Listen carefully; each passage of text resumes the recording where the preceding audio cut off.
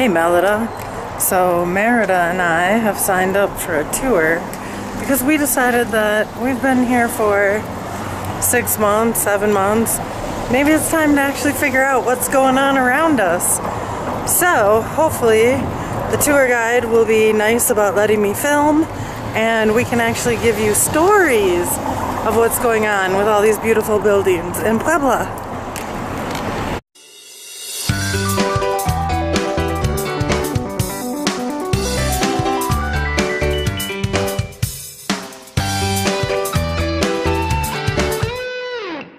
I know.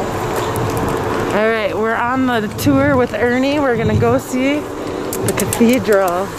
Yeah. The word actually Zócalo comes from a funny story from Mexico City itself. That in Mexico City, after our independence, there was the idea to create a monument for the independence of Mexico. But they only get to build the Zócalo. The Zócalo is the very basement, like this.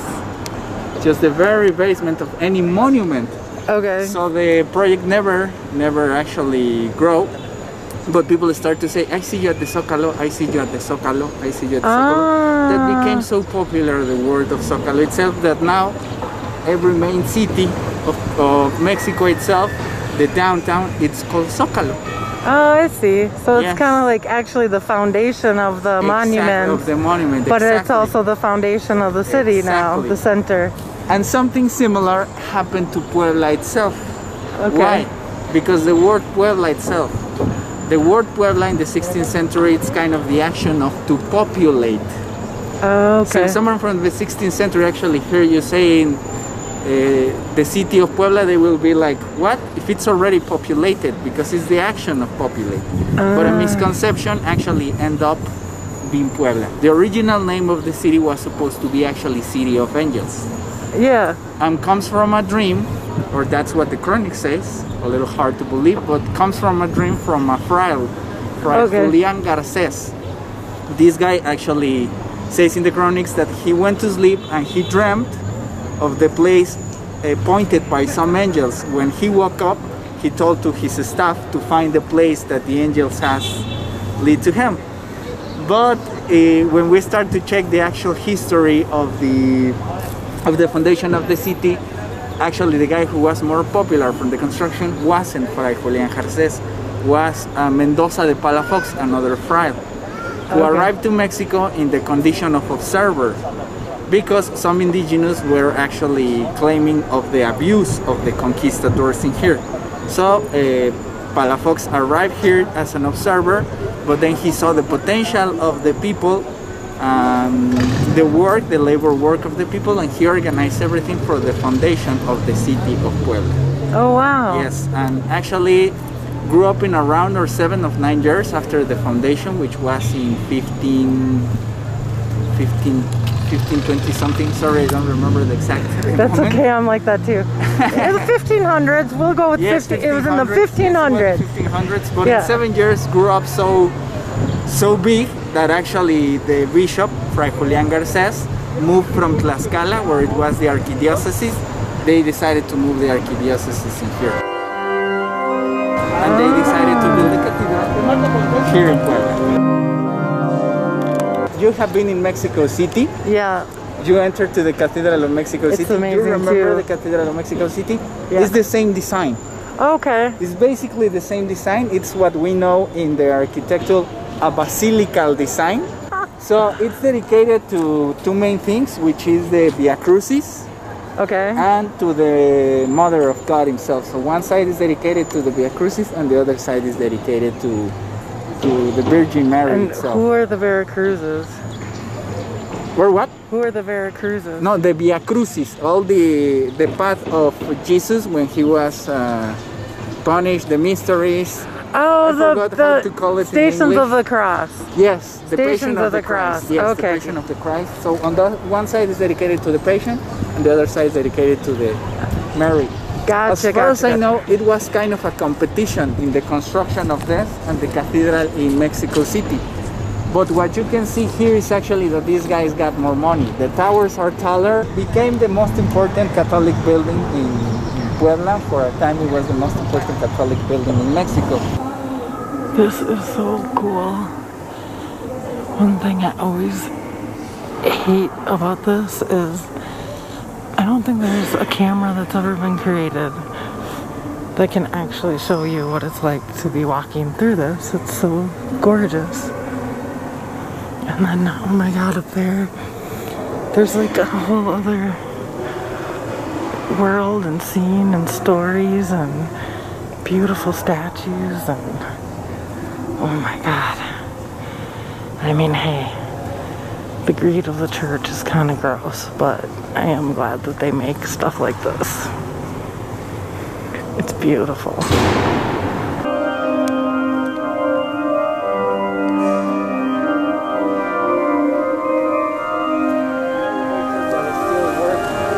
Okay, so say that again because I just turned the camera on. So this is your favorite building because... It's one of my favorite buildings. This one is the Building Maria. Okay. Because it's basically surrounded by neoclassical buildings and Baroque buildings from the 16th and 17th century. But this one is from the 19th century and the style is completely different, that we know as eclectic, because mixes several styles. As you can see, it has a little bit of Gothic in the towers, but also some Mudéjar style, which actually you can see it there. You can turn the camera into that direction. All that is the Mudéjar style, which is the particular of the Mudéjar style.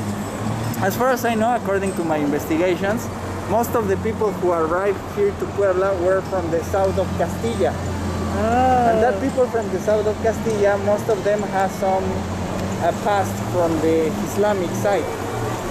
Okay. So all that was bring to here. Interesting. Puebla, yes. I've noticed and that. The style ends up here.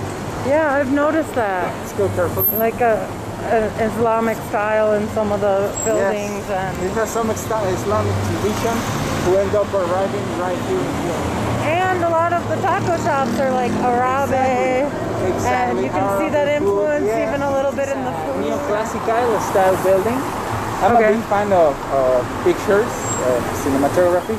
I love Back to the Future, and this building reminds me the tower, the clock tower. Oh yeah, totally. I see that. But That's awesome. what I like to point in here is the name. Is a basic school named José María La Fragua. Okay. This is important or interesting because this guy was a good friend of Benito Juárez. Okay. And also supporter of Benito Juárez. Benito Juárez was the president after the Reform War in Mexico. He was the president, and then Maximilian came, and then he is he the one that came back? Exactly. Okay. That was the president. He was the double dipper president. Exactly. So this guy, La Fragua, was one of his supporters, and he was originally from Puebla. So you get to see one important basic school in Puebla, in downtown Puebla, named after La Fragua. Okay, so we're walking towards the Luche Libre arena. The wrestling arena here in So now this wasn't the first one. The first one is from Mexico City, right? Exactly. The tradition of the wrestling is from Mexico. Cut and action. Oh, that was nice. Guy was letting me know Merida was mixed up. Okay. So I was telling you that this sport tradition of the wrestling is very important in Mexico, and Puebla itself has its own arena, which is still working. Of course, it's closed now, but it's still working. We still have some wrestling events in here, and as you can see, it's very close from downtown. Yeah. Which means that it's a crowded place when these events happen. This is the entrance. Ooh. I got some legends like the Last Warrior, Último Guerrero, Carístico, Negro Casas. Negro Casas is a classical. I only know like what is it, like Red Demon, the old 50s. I don't know any of them. I'm terrible with this. I think it's fun to watch, but I don't know we have anything. some legends. For example, one of these is from the family of Último Guerrero, Negro Casas. Negro Casas, it's a whole legend. Negro Casas, it's a guy who's, I think it's almost 60 years, or he's around 60, and he's still fighting, and he's still being one of the best matches. Negro Really? Casas. Yes, I love to watch 60 years old and still going. All right. Sorry, there is no picture of him here. Here is Raymie Steady, of course. He's very well known in the WWE. Okay. And this guy, I think that it's family of the Negro Casas and these guys. Carístico, Flyer Junior, I think that is one of this. Flyer Junior is a guy who actually likes to jump and fly a lot. Okay. So one of the traditions or one of the good things of the Mexican wrestling is actually that. The flying, the jumping, all the show that comes along. So I deeply recommend it to see Mexican wrestling. Oh, I want to see it. I don't understand it, but I want to see it. This looks amazing. This is the entrance? Yes, this is the entrance. This is so tiny. Oh, yes. But then it's a huge arena, right? Yeah. Oh my, so all of this is This is the taquilla, sorry. This is the entrance itself. Oh, okay. The Oh, design that's is where you get your basically ticket. similar to the Okay, to this the one makes in sense. Mexico City. Okay. That's the entrance. Wow. Okay. You got it? Yeah, I think they should have just taken bullfighting rings and turned them into these. Now that you mentioned bullfighting, you're gonna interest one part that we're gonna see. We're Let's gonna see go it? back. Alright, let's go back. So this is the square of the frog. You can see the flea market in here of antiques. Okay. Mostly antiques. You can find basically anything, of course. Yeah. But the most important or the most interesting is actually to visit the flea market that comes from this area. Because you can find basically anything you can imagine. These are for miracles. Yeah. If you get a miracle, you can kind of have the obligation to make a drawing about the miracle and thanking to the saint in there. Oh, okay. I know that they're like traditional here, and Frida likes to do them. Yes, Frida used to make a lot of that. So she gave things. She created this retablo to thank to San Pancracio for saving him after she got a lot of dizzy after she fell off the carousel. Of the Oh, carousel. I love that. I understand it now. Oh. There is a fabric of this Talavera tape, and they actually sell pieces of the origin denomination with the D04. Oh, really? Okay. Not everyone sells. You can actually take the piece, see it underneath, but some of these you can actually pick them and see the D04. Okay. Long story short about the Talavera, it was inspired or brought to Mexico by the Spaniards from this place of Talavera de la Reina, which is a place in Spain. Okay. That's the name of that area. So in that place they make these particular tails. So when those techniques arrive to Mexico and they meet the indigenous handwork and the mud of here, the local mud, it was discovered that the best Talavera tail or the best Talavera was created here. So suddenly became a very popular Talavera for covering first the buildings, and then you can find vessels, you can find plates. This is the Parian. As far as I know, the word is a Filipino word that means actually market. This area actually was created specifically for this.